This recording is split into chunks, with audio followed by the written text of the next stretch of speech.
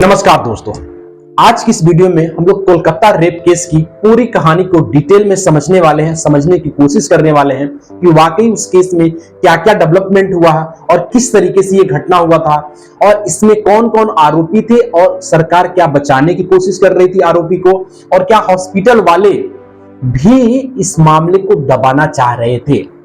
सबसे पहले मैं बता दूं दोस्तों, ये जो बंगाल रेप केस है ये 8 से 9 अगस्त के रात की बात है दोस्तों, चूंकि 8 अगस्त के नाइट में होती है और मॉर्निंग तक ये होता है, क्योंकि जो आरोपी है वो मॉर्निंग में 4:30 बजे के बाद वहां से निकलता है।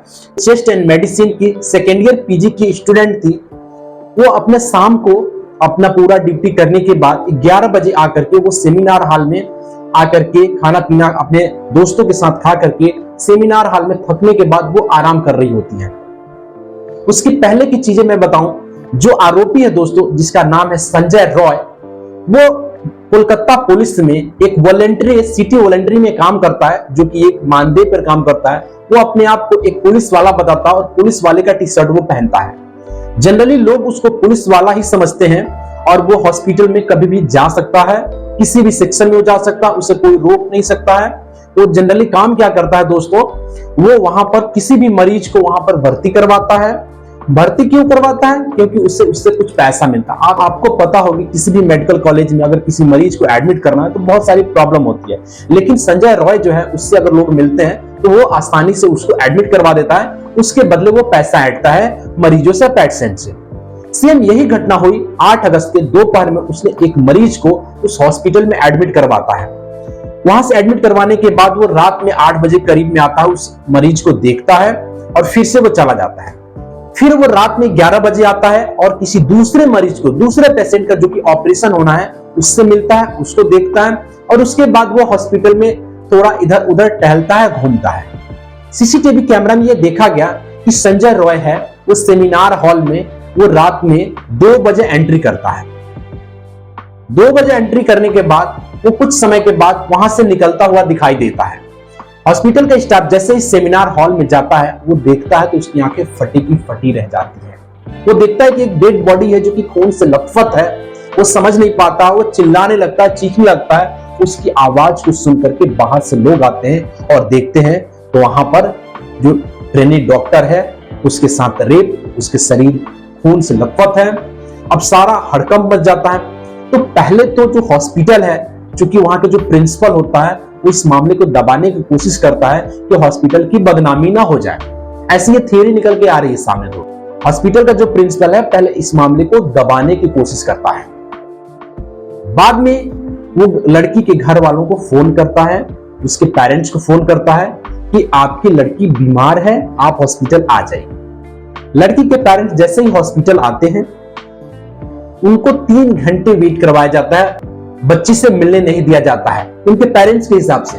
बल्कि बच्ची तो मर चुकी है, लेकिन उनके पेरेंट्स को बताया गया था कि बच्ची बीमार है। वो पेरेंट्स 3 घंटे तक इंतजार करते हैं। फिर उन्हें बाद में बताया जाता है कि उनकी बच्ची आत्महत्या कर ली है, सुसाइड कर ली है, वो अपनी जान दे दी है। पेरेंट्स उसके परेशान हो जाते हैं, वहां इंतजार करते हैं। बाद में जब उन्हें बच्ची को दिखाया जाता है तो बच्ची को देख करके उनकी माँ बाप का होश उड़ जाता है दोस्तों। दर्दनाक घटना। बच्ची की जो नीचे का पोर्शन है, प्राइवेट पार्ट सब ओपन है, न्यूड है, ब्लड निकल रहा है प्राइवेट पार्ट से, आंखों से ब्लड निकल रहा है, पूरे शरीर के हर एक अंग पर जख्म होता है, निशान होता है। पेरेंट्स देख के घबरा जाते हैं, परेशान हो जाते हैं। पहले मेडिकल कॉलेज कोशिश करता है कि कंप्रोमाइज कर दिया जाए, इसको सेटलमेंट कर दिया जाए, लेकिन पेरेंट्स मानते नहीं हैं और ये बात धीरे धीरे सोशल मीडिया पर बहुत ही वायरल होने लगता है। हर जगह इस पर कंट्रोवर्सी होने लगती है, हर जगह लोग प्रोटेस्ट करने लगते हैं और ये मामला इतना तूल पकड़ता है कि वहां की पुलिस को इस मामले को जल्दी से देखने की कोशिश की जाती है। दोस्तों, जो आरोपी है संजय रॉय, वो उस दिन चला जाता है और वो पुलिस कैंप में ही जाकर के सोता है। दोस्तों, जब पुलिस इसकी छानबीन करती है तो वहां पर एक टूटा हुआ ब्लूटूथ मिलता है जो कि माना जाता है कि आरोपी संजय रॉय की है। और वो गलती से अपने कपड़ा तो चेंज कर दिया था, लेकिन उसने शूज नहीं चेंज किया था और शूज पर कुछ ब्लड थे जो कि लेडीज डॉक्टर की थी। इस वजह से वो संजय रॉय फंसता है और संजय राय की जब हिस्ट्री निकाली जाती है तो देखा जाता है कि संजय राय बहुत सारी एक्स प्लेटफॉर्म पे गंदी फिल्में देखता है और उसी तरीके की हरकतें करता है। और ये संजय राय है, पहले ये बॉक्सर रह चुका है, इसको बॉक्सिंग आती है और ये लेडीज डॉक्टर के साथ बहुत ही उस 45 मिनट में मारपीट किया होता है। उसके चूंकि वो जो लेडीज डॉक्टर होती है वो चश्मा पहनी होती है, उसकी आंखों पे मारता है, चश्मा का जो मिरर होता है, शीशा होता है, चश्मा का जो लेंस होता है उसकी आंखों में घुस जाता है, आंखों से ब्लड आने लगता है। बताया जाता है कि जो संजय राय है उसकी 4 पत्नियां थी। पहले एक शादी वो पत्नी छोड़ दी, दूसरी शादी वो पत्नी छोड़ दी, तीसरी शादी वो पत्नी छोड़ दी, चौथी भी शादी की वो भी पत्नी छोड़ दी। उसके गांव के आसपास के लोगों ने बताया कि हमेशा अक्सर वो अपनी पत्नियों के साथ मारपीट किया करता था और जो वो गंदी पिक्चर्स देखता था इस तरीके से उस तरीके से वो अपनी पत्नियों के साथ करता था, जबरदस्ती और मारपीट करता था। पहले तो पुलिस इस मामले में धीरे कार्रवाई की, लेकिन जैसे ही ये मामला सोशल मीडिया पर, मेन स्ट्रीम मीडिया पर, यूट्यूब पर, एक्स पर, इंस्टाग्राम, फेसबुक, हर जगह हर स्टेट में जब ये प्रेशर बढ़ता है, वायरल होता है, दबाव बढ़ता है, तब जाकर के वहां पुलिस थोड़ी सी अपनी हरकत को तेज करती है। लेकिन इस मामले में कहीं ना कहीं सेटलमेंट करने की कोशिश किया जाता है। लेडीज डॉक्टर के जो पेरेंट्स होते हैं वो हाई कोर्ट में अपील करते हैं, हाई कोर्ट में नोटिस देते हैं, वहां पर जाते हैं, हाई कोर्ट स्वयं इसमें इंटरवीन करता है और ये मामला कोलकाता पुलिस को फटकार लगाता है और ये मामला सीबीआई को सौंपता है। दोस्तों, सीबीआई इस मामले की जांच कर रही है और वो अपना रिपोर्ट सबमिट कर रही है सुप्रीम कोर्ट में और सुप्रीम कोर्ट भी अब इस मामले में स्वयं इंटरवीन कर लिया और उस पर सुनवाई कर रहा है और कोलकाता पुलिस को और जो वहां के स्टाफ है उनको कड़ी फटकार लगाया है। क्योंकि इस मामले में सबसे पहले पोस्टमार्टम होता, उसके बाद एफआईआर दर्ज होता। आप समझ सकते हो दोस्तों कितनी लापरवाही हुई है। पोस्टमार्टम में जो रिपोर्ट निकल कर आया है दोस्तों, लड़की के हर एक बॉडी पार्ट्स पे निशान है जख्मों के।